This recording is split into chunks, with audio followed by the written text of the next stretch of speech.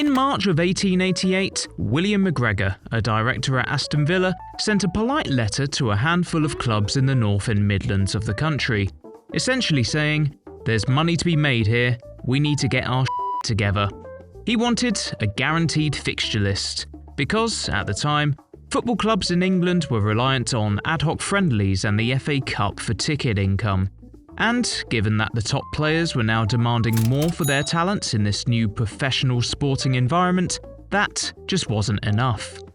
McGregor's original vision, which ultimately ended up as the Football League, was basically a private members club. McGregor initially proposed a one-town, one-club rule in order to ensure geographical diversity while also protecting member clubs from competing with one another for a local supporter base.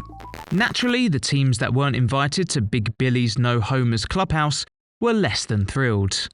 So, a group of rejects, led by J.G. Hall, the secretary of Crewe Alexandra, met at the Royal Hotel in Crewe to form their very own competition, the Combination. It was a complete mess. To begin with, there was no fixed schedule, nor fixed fixtures at all, come to think of it.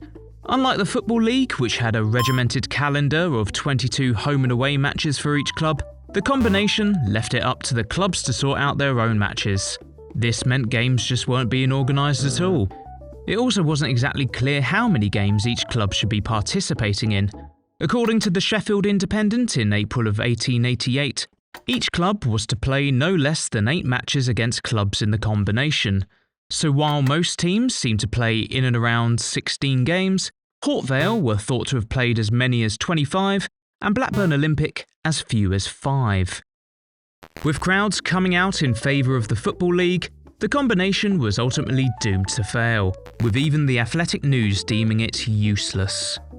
In April of 1889, the Combination was sacked off after just one season.